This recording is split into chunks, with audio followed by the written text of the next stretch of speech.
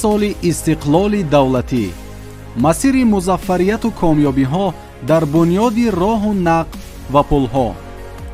با طفیل بنیاد راه و نقل و پل ها، تاجیکستان به استقلال کمونیکاسیونی نائل گشته از وابستگی اقتصادی و مالیوی آزاد و به یک مملکت واحد تبدیل یافت که آرزوی دیرینه ملت کهن بنیاد تاجیک بود.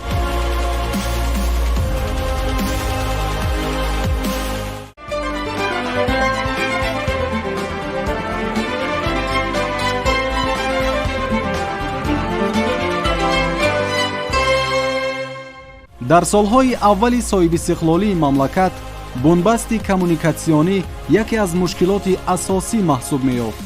شهروندان هنگام آمد و رفت از یک منطقه به منطقه دیگر با مشکلات زیاد روبرو می‌شدند. زیرا در این ایام همگی 42% راه‌های اهمیت جمهوریوی داشته و 20% راه‌های اهمیت محلی داشته منفرش بودند که از آن 73% در حالت پست، 26% در حالت میانه و تنها 1% در حالت خوب تکنیکی قرار داشت و خلاص.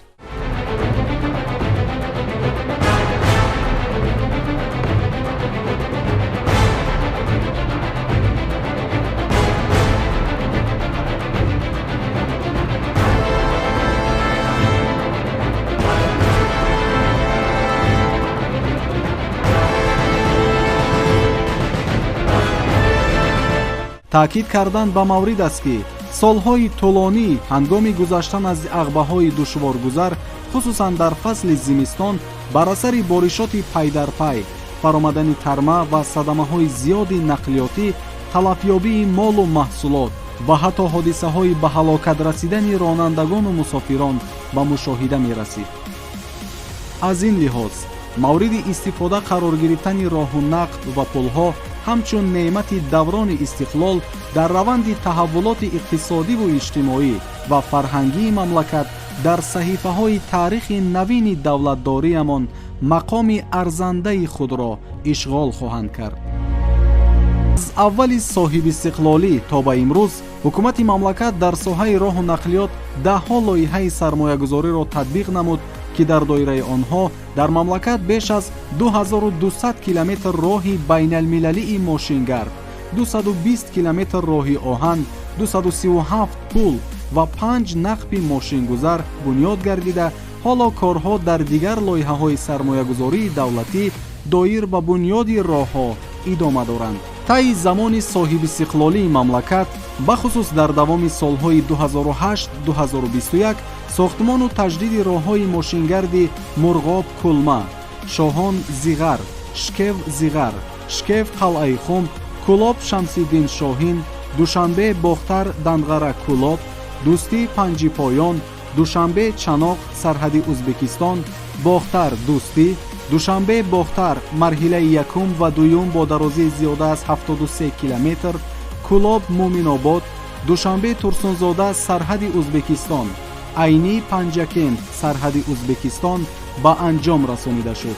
در سال 2021 تطبیق 4 لایحه از جمله بنیاد و نوسازی راه ماشینگرد دوشنبه باختر مرحله های یکم و دوم، قطعه های کلاب شمسیدین شاهین و شکیف قلعه خم، کلاب مومن آباد به انجام رسیده در روزهای تجلیل از 30مین سالگرد استقلال دولتی به استفاده داده شدند. با استقلال دولتی جمهوری اسلامی به دست آوردن، حرکت وسایل نقلیات در دو مسیر راه‌های автомобилگرد، این هم باشد در مسیر راه автомобилگرد دوشنبه چنگ و مسیر راه автомобилگرد دوشنبه کلاب خارو کلمه در موسم زمستان از 3 تا 6 ماه حرکت وسایل نقلیات قطع می‌گردید. در این دوران باشد اگر در دوران استقلالیت با ساختن دالان‌های ضد ترموی و نقب‌های автомобилگرد و راه‌های автомобилگرد، حرکت وسایل نقلیات در تمام فصل سال در این مسیرها تامین کرده شد. همزمان معلوم باید نماییم که حرکت وسایل نقلیات در راه автомобилگرد دوشنبه کلاب خارو کلمه عملی کرده نمیشد. تنها راه автомобилگرد توسط راه автомобилگرد لبیجر تبدیل قلعه خم به ولایت مختار کوهستانی بدخشان عملی کرده میشد. راه‌های نقل نمو رفت آماده سه هزار رحمت و جناب عالی پیش شرایط وضعی بود خط راه چی بود کپرکو او میومد سیل بدر سیلو مو هفتهاش قطعی مو قطعی خومه رفته باز راه واسه کردن که خیلی نقص بود راه پیش دوره دوره که شوروی بود همه تنگ بود راه 10 روز 15 روز یک ماه میموندیم سیلو دا همینجا دا ماشینا رو آورد آدما رو تلفن گفتن خیلی ای خورو و دوشنبه دورش در 5 روز میرفتیم موش میشید همینجا در همین سیلو میموندیم 10 روز 15 روز یا ماه میموندیم اساس پیشرفت اساسی راه است همین راه که نقض باشد زندگی هم نقض میشد چیا نقض میشد ҷиҳати васеъ намудани ҷуғрофияи ҳамлу нақли молу маҳсулот, баландбардоштани сифати хизматрасониҳои нақлиётӣ ва аз бунбасти коммуникатсионӣ пурра раҳо намудану ба кишвари транзитӣ табдил додани Тоҷикистон дар солҳои минбаъда 1500 километр роҳҳои мошингарди сатҳи байналмилалӣ бунёд мегарданд. имрӯзҳо дар соҳаи нақлиёт зиёда аз 60 лоиҳаи сармоягузории давлатӣ ба маблағи умумии беш аз 2.5 миллиард сомонӣ татбиқ шуда истодааст. корҳои дар соҳаи инфрасохтори роҳу нақлиёт анҷом додашуда имконият фароҳам оварданд, ки мавқеи Тоҷикистон дар радабандии ҷаҳонии сифати роҳҳо, ки ҳамасола аз ҷониби таҳқиқоти байналмилалии ҳисоботи ҷаҳонии рақобатнокӣ гузаронида мешавад, дар зарфи 2 соли охир 20 зина беҳтар гардида, тибқи арзёбии форуми ҷаҳонии иқтисодӣ дар байни 141 давлати ба таҳқиқот фаро гирифта шуда зинаи 50-ро ишғол намуд.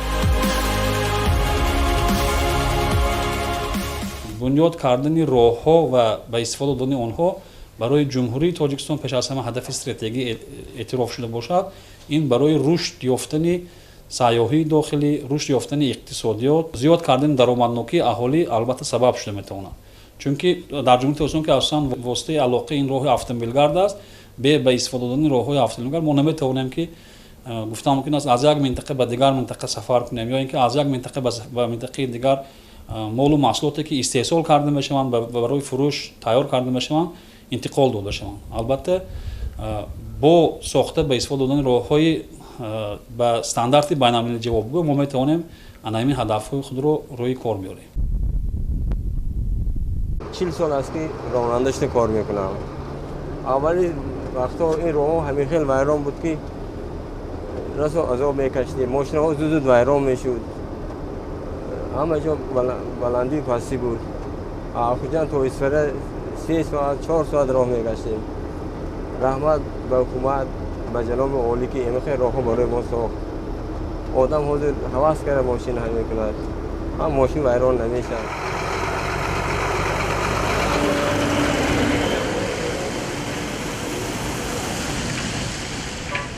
ارزوی ما همیشه راه به گشتن بود. من ارزوی ما رسیدیم.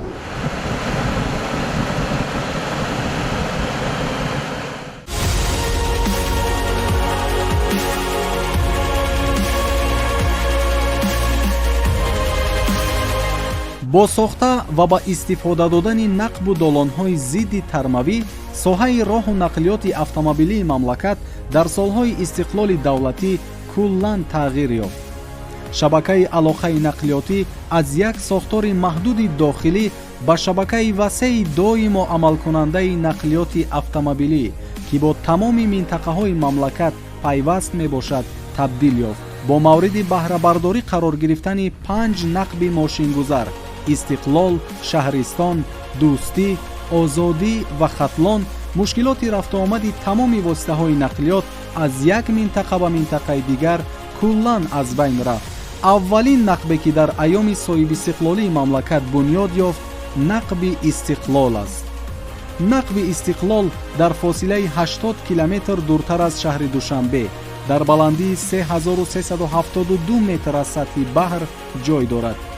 то ба истифода додани нақби истиқлол ки дар роҳи мошингарди Душанбе Хуҷанд Чаноқ воқеъ аст, мушкилоти фасли зимистон намегузошт ки сокинони мамлакат то 6 моҳ тавассути роҳи мазкур рафту омад намоянд. дар замони истиқлол бунёди нақби мазкур аз ду тараф шимолу ҷануб оғоз ёфта моҳи июли соли 2006 расман мавриди истифода қарор гирифт. бо ифтитоҳи нақби истиқлол ҳаракати мунтазами воситаҳои нақлиётии байни тамоми минтақаҳои мамлакат пурра таъмин ва қисмати таърихии роҳи бузурги абрешим эҳьё гардид. дарозии нақби истиқлол 4996 метрро ташкил медиҳад.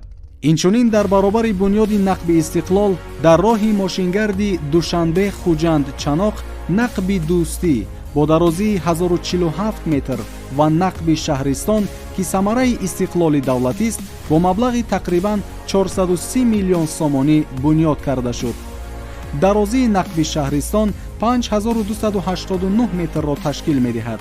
то сохта шудани нақбҳо ҳаракати воситаҳои нақлиёт тариқи ду ағба сурат мегирифт ва аз шаҳри душанбе то маркази вилояти суғд шаҳри хуҷанд 10-15 соатро ташкил медод ва хисороти молиявиву ҷонӣ дар пай дошт. баъди сохта ба истифода додани нақбҳо дар роҳи душанбе чаноқ ҳаракати воситаҳои нақлиёт дар тамоми фасли сол таъмин гардид. хавфу хатаре ки қаблан вуҷуд дошт аз байн рафт. муҳимтар аз ҳама сокинони мамлакат бемушкилӣ дар зарфи 3-4 соат аз пойтахти мамлакат озими маркази вилояти суғд мешаванд. дигаре ки дар айёми соҳибистиқлолии мамлакат сохта ба истифода дода шуд нақби хатлон мебошад. дарозиаш 4450 метр аст. арзиши лоиҳавии он бо назардошти роҳҳои ба нақб пайвастшаванда беш аз 300 миллион сомониро ташкил медиҳад. сохта ва мавриди истифода қарор гирифтани нақби хатлон дар баробари хеле кӯтоҳ кардани фосилаи роҳ ва таъмини бехатарии ҳаракати мусофирон инчунин ба сарфаи вақт ва сӯзишворӣ мусоидат карда имконияти рафтуомади мунтазами воситаҳои нақлиётро дар тамоми фаслҳои сол таъмин сохт.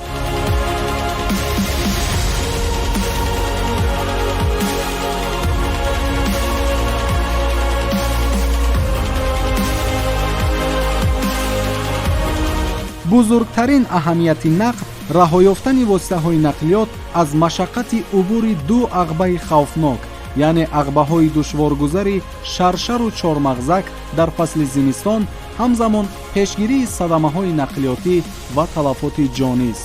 дигар дастоварди назаррас дар айёми соҳибистиқлолии мамлакат дар соҳаи роҳу нақлиёт ин бунёди нақби озодӣ мебошад. дарозии нақби мазкур 2223 метрро дар бар мегирад. он бо маблағи 130 миллион сомонӣ сохта мавриди истифода қарор гирифтааст. бунёди нақби озодӣ фосилаи роҳи душанбе кӯлобро 7 километр ва вақти ҳаракати воситаҳои нақлиётро 40 дақиқа кӯтоҳ намуд.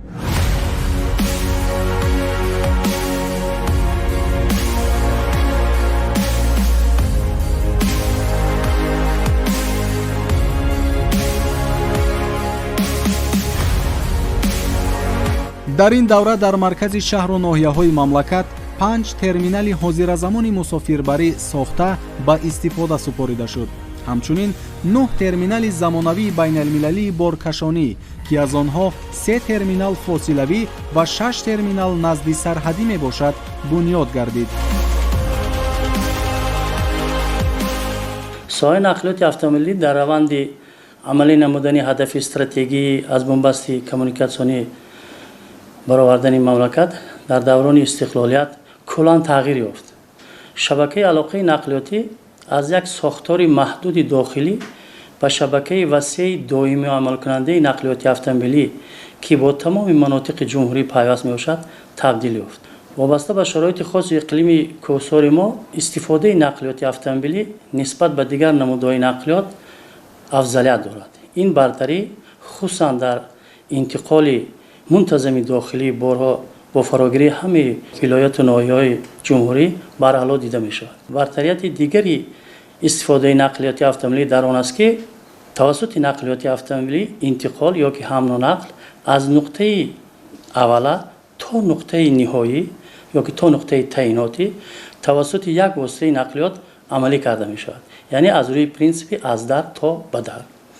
дар даврони истиқлолият ҳукумати ҷумҳурии тоҷикистон бо мақсади фаъолияти мунтазами соҳаи нақлиёти автомобилӣ дар тамоми фаслҳои сол бо ҷалби сармояи хориҷиву дохилӣ роҳу инфраструктураи роҳдорӣ бунёд намуда баромадан аз бомбасти коммуникатсионӣ ва ба кишвари транзитӣ табдил додани ҷумҳурии тоҷикистонро ҳадафи стратегӣ муайян намуд ки бо татбиқи амалии стратегияи мазкур хушбахтона ҷумҳурии тоҷикистон имрӯзҳо аз бомбасти коммуникатсионӣ раҳо яфта марҳилаи нав яъне ба кишвари транзитӣ табдил додани он роҳандозӣ карда шудааст.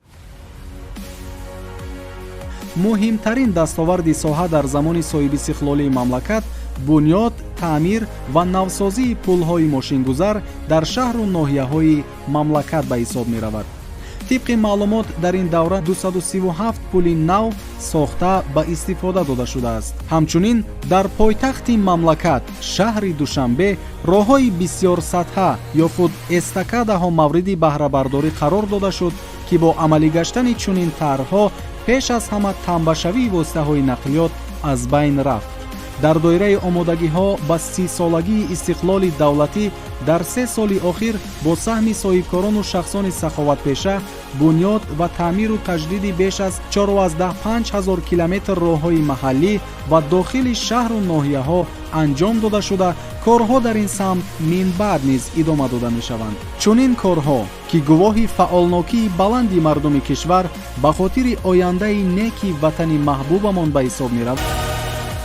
ман аз соле ки ёд дорам ҳамин роҳҳои мо умуман таъмирро дидагӣ набуд. мо дар фаслҳои зимистон, дар фаслҳои сардӣ мо ҷудо ҳам азоб мекашидем аз сабаби набудани роҳ. кӯпруке ки дар ноҳияи балҷуон буд, кӯпруки оҳанин умуман таъмир надошт, яктарафа роҳ буд, мо соатҳо интизор мешудем. мо имрӯз шукрона аз истиқлолият, аз пешвои миллат муҳтарам эмомалӣ раҳмон мекунем ки чунин як роҳи зеборо барои мо сохта ба истифода дод. инам 2 кӯпруки нав аз нав барқарор карда шуд, 4 кӯпруки дигара таъмир карда доданд барои мо. сифати роҳ имрӯз ба талаботи ҷаҳонӣ ҷавобгӯ буда мо имрӯз метавонем озодона сафар ба шаҳри Кӯлоб, ба ноҳияи Данғара, ба шаҳри Душанбе озодона сафар кунем.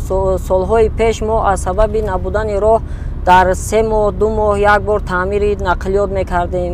мо танқисӣ мекашидем аз ин чизҳо.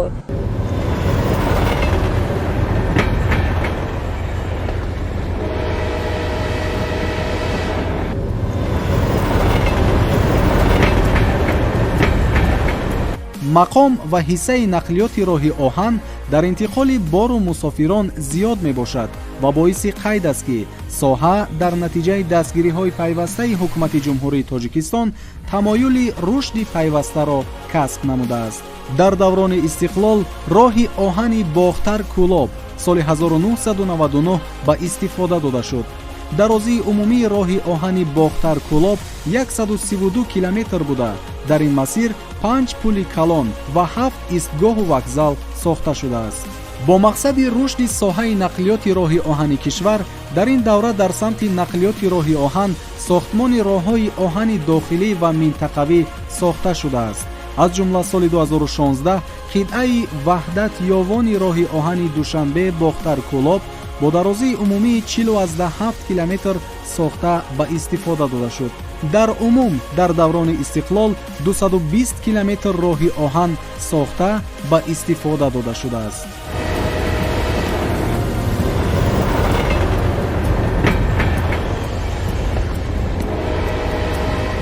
дар замони истиқлолияти давлатии ҷумҳурии тоҷикистон аввалин маротиба бо маблағҳои худӣ роҳи оҳани нави бохтар-кӯлоб бо масофаи 132 километр сохта ба истифода дода шуд. ин яке аз дастовардҳои беназир дар самти нақлиёти роҳи оҳан мебошад. инчунин дар самти нақлиёти роҳи оҳан ба муносибати ҷашни 25-солагии истиқлолияти давлатии ҷумҳурии тоҷикистон соли 2016 роҳи оҳани душанбе ваҳдат бохтар яъне қитъаи ваҳдат ёвон сохта шуд ки бо дарозии 47 километр ва аввалин маротиба дар ин масир нақбҳои қаторагузар сохта ба истифода шуд ки ин метавонад маркази ҷумҳуриро яъне роҳи оҳани марказии кишварро бо роҳи оҳани ҷанубӣ яъне вилояти хатлон пайваст намояд ва айни замон бор фиристодагон аз ҷумла интиқолдиҳандагони бор тавассути ин ду қитъаи роҳи нав сохта шуда амалиёти боркунӣ борфурорӣ бо маром идома дорад و توسط این دو قطعه راه حرکت مسافران هم به سمت کلوب هم به سمت بختر این زمان فعالیت نموده است. баҳри мустаҳкам намудани иқтидори техникии корхонаи воҳиди давлатии роҳи оҳани тоҷикистон 937 вагони нави боркашу мусофирбар аз ҷумла 769 вагони боркаш, 168 вагони мусофирбар, 2 вагон тарабхона, инчунин 7 тепловоз ва 1 дизел поезди мусофирбарӣ харидорӣ гардида мавриди истифода қарор доранд. аз ҷониби вазорати нақлиёт ва корхонаи воҳиди давлатии роҳи оҳани тоҷикистон якчанд лоиҳаҳои сармоягузорӣ оид ба сохтмони роҳҳои оҳани нав таҳия шудагиаст. ин ҳам бошад пайваст шудан ба роҳҳои оҳани минтақавӣ. ин аввалан бунёди роҳи оҳани ҷалолиддин балхи ҷайҳун панҷи поён ки ин дар ин қисмат бисёр корҳо ба анҷом расонида шудагиаст. аз ҷумла худи масири роҳ муайян гардидааст. бо сармоягузорон оиди маблағгузорӣ кардани асоснокунии техникӣ яъне ТО гуфтушунӣ идома дорад ва дар марҳилаи дигар оид ба сохтмони роҳи оҳани шимолу ҷануб ки ин пайваст мекунад маркази ҷумҳурро бо шимол. дар ин самт ҳам лоиҳаи сармоягузорӣ таҳия гардидагиаст. лоиҳаи дигари сохтмоние ки барои рушд додани соҳаи нақлиёти роҳи оҳан таҳризӣ гардидааст. ин сохтмони роҳи оҳани ваҳдат қарамиқ сарҳади ҷумҳурии халқии Хитой мебошад ки ин ҳам ҳамчун лоиҳаи афзалиятнок ба шумор рафта дар барномаи рушди комплекси нақлиёти ҷумҳурии тоҷикистон то 2025 ворид гардидааст. ҳамин гуна бо азму иродаи ватандӯстона ва талошу заҳматҳои пайвастаи пешвои миллат муҳтарам Эмомалӣ Раҳмон дастоварду музаффарият дар соҳаи роҳу нақлиёт боз ҳам афзун, тарҳҳои бузург амалӣ ва сатҳи зиндагии мардум беҳтару хубтар мегардад.